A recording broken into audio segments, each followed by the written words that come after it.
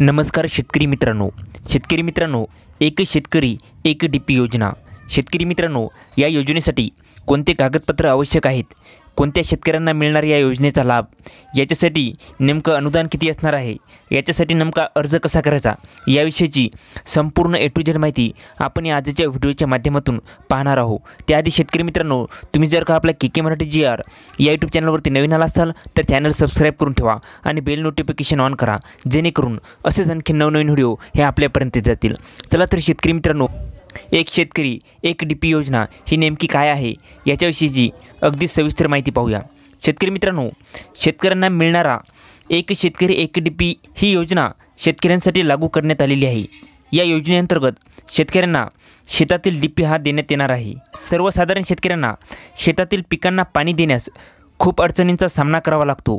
योग्य वेळेवर वीज नसल्यावर पिकांना पाणी देता येत नाही।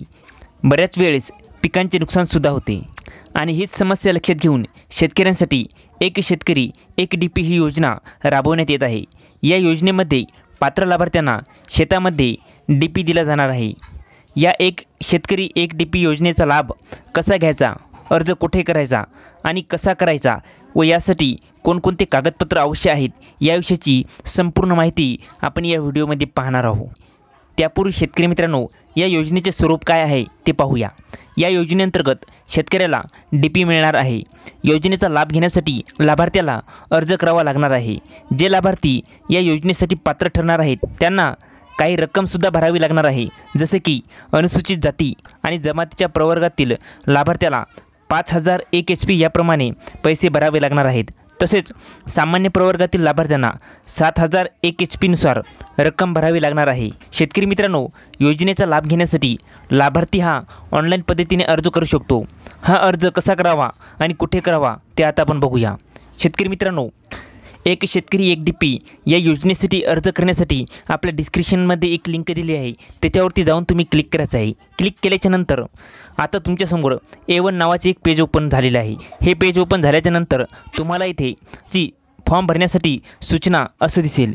त्याच्यानंतर तुम्हाला खाली सामान्य माहिती हे दिसेल, त्याच्यामध्ये बिगर औद्योगिक आणि कृषी असे तुम्हाला दिसेल।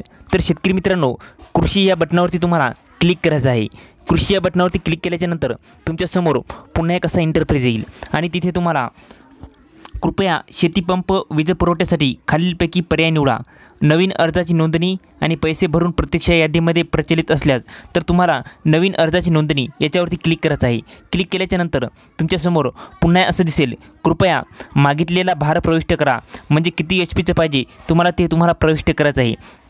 तर शेतकरी मित्रांनो, 5 HPसाठी मी प्रविष्ट करत आहे। 5 HPसाठी प्रविष्ट केल्याच्यानंतर तुमच्यासमोर पुन्हा असे अनेक ऑप्शन असतील। कृपया शेतीपंप वीज पुरवठ्यासाठी खालीलपैकी योजना निवडा, म्हणजे तुम्हाला कोणती योजना पाहिजे। तर शेतकरी मित्रांनो, हे निवडायचं आहे, पारंपरिक वीज पुरवठा का सौर ऊर्जा, जे पाहिजे तुम्हाला ते निवडायचं आहे व त्याच्यापुढे तुम्हाला समोरचा फॉर्म भरायचा आहे। तर शेतकरी मित्रांनो, अगदी सविस्तर आणि अगदी सोपा हा फॉर्म आहे।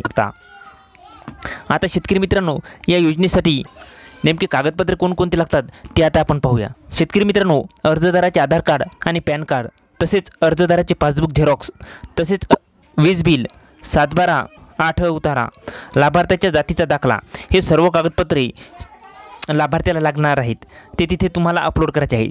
तर शेतकरी मित्रांनो, ही होती एक शेतकरी एक DP योजना याविषयीची अगदी संपूर्ण माहिती।